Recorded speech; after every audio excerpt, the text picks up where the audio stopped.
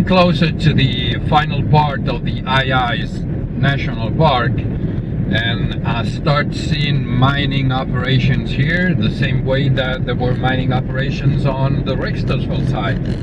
In fact, from here you can look across the river, and on the other side you will see also mining operations. So probably all this area here is good in minerals, and they are operating on both sides, even though this is inside the national park.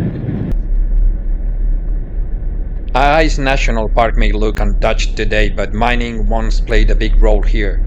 For decades, these remote parts of southern Namibia was explored for minerals like copper and other ores.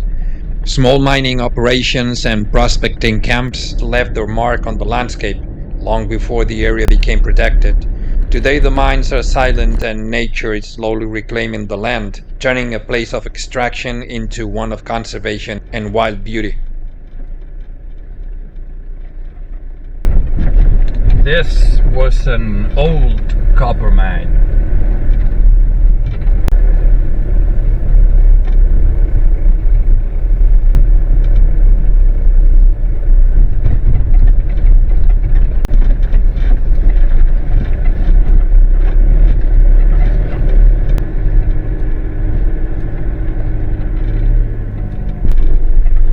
More copper mining here.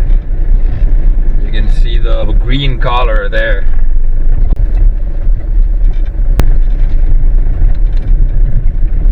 This is called the old copper route, and you can tell there is a lot of copper here even though it's old, and they extracted everything they could. You can see the color on the rocks.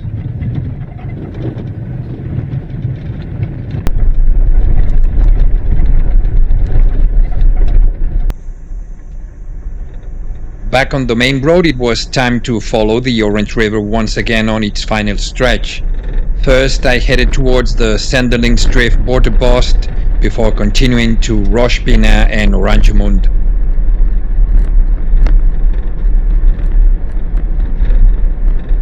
There's a big eagle nest, but they seem to be empty.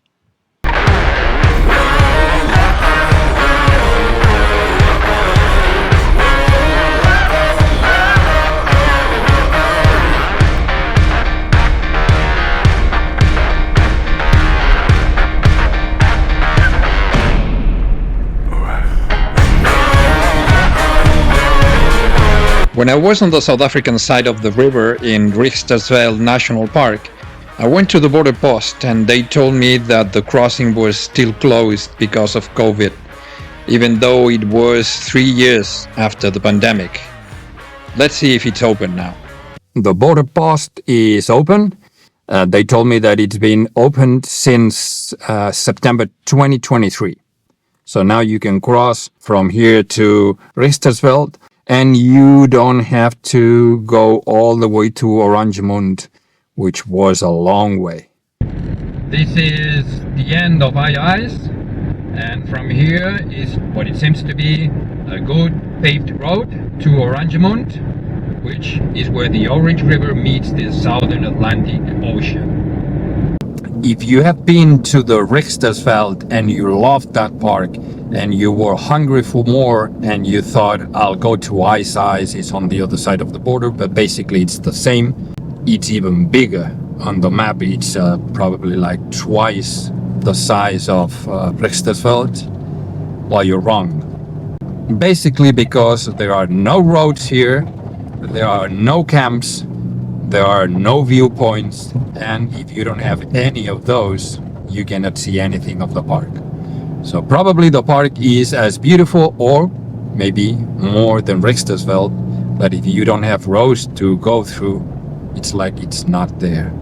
What you have here in Ai-Ais is the Fish River Canyon, but it's in a very far from this part here, and it's a totally different park.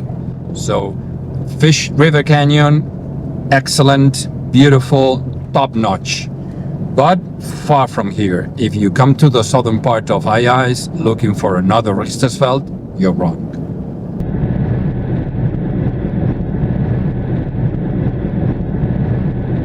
This is a huge park. It extends from the ocean probably like 90 or 100 kilometers inland, and I don't know how far north, but a lot more. So this is a huge park. However, being a park, you expect to drive around and see what it's got. And you are not allowed to do that. You can only drive here if you work for the mining companies, diamonds. I don't know what they use a word like national park for a place where you cannot drive to. Actually, you can do some driving here, but only if you go with a specific tour operator. So that means that you're gonna do it by yourself. You have to join this group, and then you will be able to go with a guide who will take you to some places on the coast.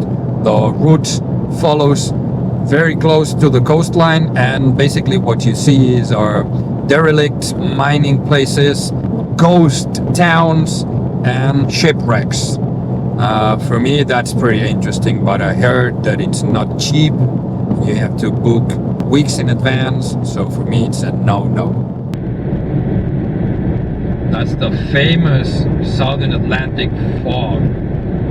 It is caused because the Southern Atlantic waters are really cold and the temperature of the land is very high.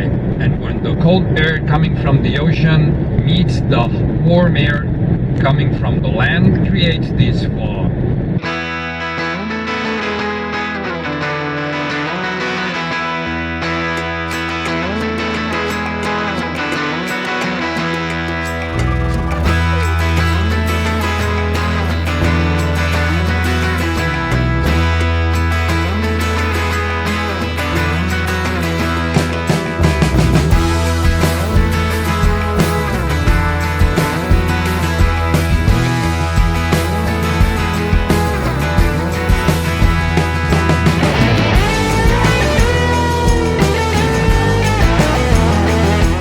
And here is the end of this great adventure. Well, actually it ends further down, but this is where you cross the border, and on the left side there's the bridge that'll take you to South Africa over the Orange River. Try to go to the bridge to do what I did when I was on the other side, but these guys won't let me.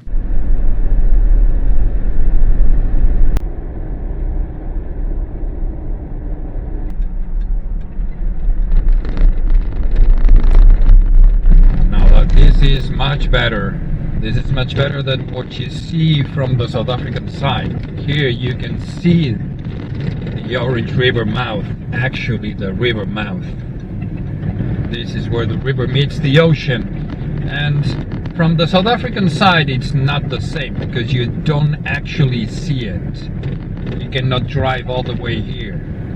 You get to a point where the land between the road and the river is private and you cannot go through. But here in the Namibian side you can see the river goes all the way to the ocean, and there's this dirt road that lets you go next to the river all the way.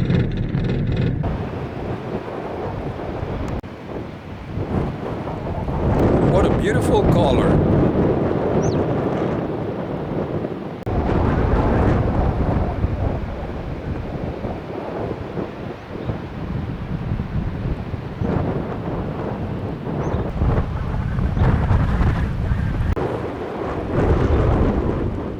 It is not a pretty beach, but it is much better than the South African side. This is exactly the point where the Orange River there meets the South Atlantic Ocean. There. The South Atlantic is a fierce ocean. And this is the end. This is the end of a great adventure. I had an awesome time doing it. It's not as straightforward as it's on the South African side, where all the trails are marked and you just need to go straight and follow them. Here you go up and down, take a road to see this place, take another road to see that other place, but it's also an awesome adventure. If you like the Namakwa 4x4 Eco Trail, you're gonna love this, and I highly recommend you to do it. For me, this is just the end of this adventure, but it's the beginning of the next one. I hope you liked it. I had a great time doing it, and I'll see you in the next episode.